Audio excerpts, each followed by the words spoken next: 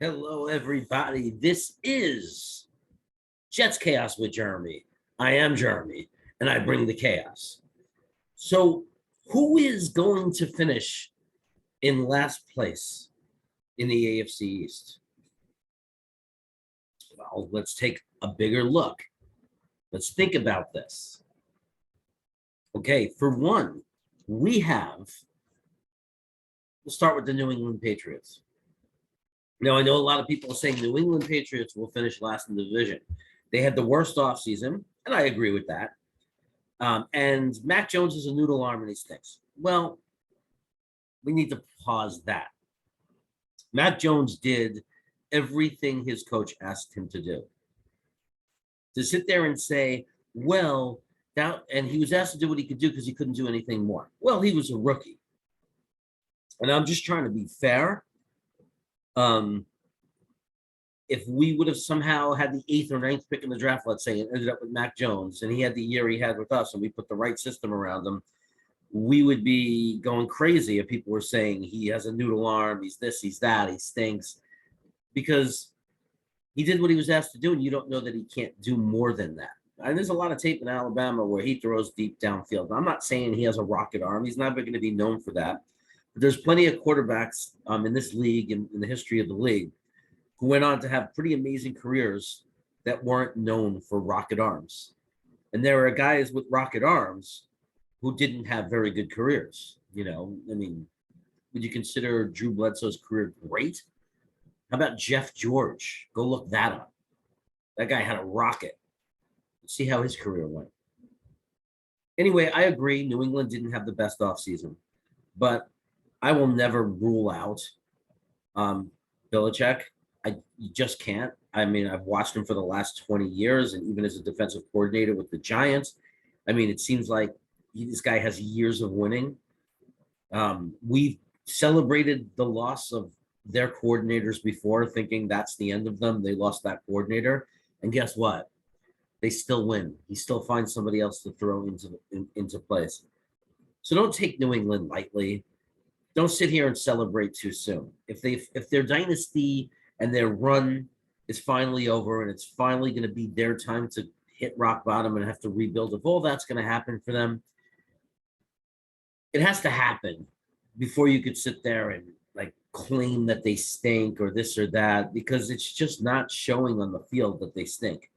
I think the Bills exposed them a little bit in the playoffs. But that doesn't mean they're not going to be very competitive and win 9-10 games this year. They've shown they could do that. They're going to play hard every week. And I know that, you know, Jeff fans want to beat them and I want to beat them like crazy. But I know that whenever we play New England, it's going to be a dogfight. I'm not at the point where I'm thinking easy win. You know, I'm just hoping we can somehow get a win. We haven't beaten them forever. So will New England finish last? Maybe. Talent-wise, it feels like they're the least talented team in the division. It does. But we're the most inexperienced team in the division. So there's that. And that brings us to us. Look, we got a lot of great players. We've added a lot of talent. I know we're all really excited as Jet fans what's been added to this roster. But at the end of the day, it has not translated to wins yet. We haven't won anything yet. There's going to be a lot of rookie mistakes this year. There's going to be guys that are going to be a lot better in the future that are going to have their rookie year, which traditionally is never as good as year 3, 4, 5, you know, when they have time to develop. So we still have that issue. And we have a team that we're hoping has chemistry, but there's a lot of new faces. Over the last 16 months, it's been a complete rehaul of the roster. We got to see if there's chemistry. Now, is the potential there? Yeah. If Zach Wilson takes the next step, this team could win games because there's a lot of talent. And where it counts, in the trenches, offensive line, defensive line. You throw a good quarterback, even without weapons, they get time. You control that part of the game with a good quarterback, you're going to win games. Now you add on a healthy Elijah Moore with a year of experience, a little spark plug in Garrett Wilson if you can make an impact right away. Corey Davis coming back. You give 2 legitimate tight ends and a rookie tight end who might be legitimate right off the bat. You add on a running back who could be a dominant bell cow running back with Michael Carter. I mean, you get special players like Sauce Gardner. You get guys like Whitehead and Reed that are proven guys in the secondary. Suddenly, we could start making an argument for ourselves that we're not going to finish in last and we're going to win some games. Then we go to Miami, and the big critique on them is their quarterback stinks. Well, it's been 2 years, and Tua didn't play a lot his first year. And he, again, executed and did what they wanted him to do last year. And I'm not saying he scares me. Tua is not a quarterback that scares you, at least not yet. I mean, we could be proven wrong, but right now he doesn't scare us. He's done nothing to scare us. And Miami fans are going to say, "Oh yeah, but we beat you twice." Yeah, but it wasn't because Tua is so dominating and we can't stop Tua. It's because the Jets still have, especially last year, we still had a lot of problems.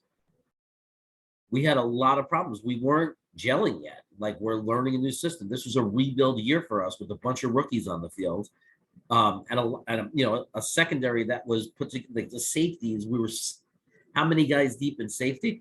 We had a lot of problems last year that we seem to have addressed this year, and which seems to be coming back together for us. So no, it's not Tua beat us last year. It's just not the reality. As a matter of fact, the only thing that kept us in the game was that you had Tua. But Miami does have a ton of talent.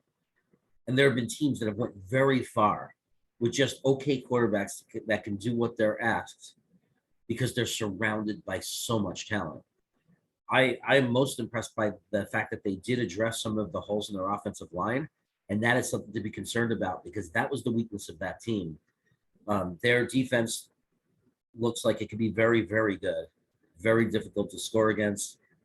They've got a new genius head coach. As far as offensively, he's a genius. So they say. We'll find out. Hopefully, he'll turn out to be an Adam Gase bust, but he could potentially be very good. So again, Tua might collapse. They might not be able to do what they want to do.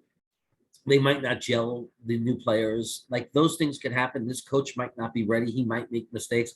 They're putting in a new system that we know is very tough to implement year one and be successful at. So they might struggle because of that, and they could be a team that finishes in last. They don't want to hear that, but they can. Now, the team most likely to not finish in last place is Buffalo.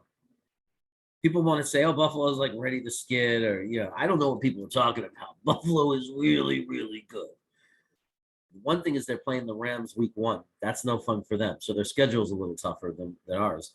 Rams week 1 is no fun. I believe they're playing the Rams week 1. Yeah. So that's not going to be fun for them. So maybe they get off to a bad start. They get in their head. They lose some games. I don't know. But last place, Josh Allen is not going to stink suddenly. I mean, we're assuming no injuries, right? Because any team could sustain an injury. Josh Allen gets hurt. Okay.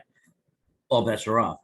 But assuming everyone stays healthy, Buffalo is the least likely to finish in last. Let's be honest. They are the most right now put together team.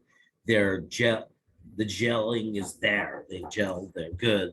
Like, we shouldn't assume that they're going to finish in last place. Anyway, subscribe to the channel. Hit the like button if you like the content, and have a great day.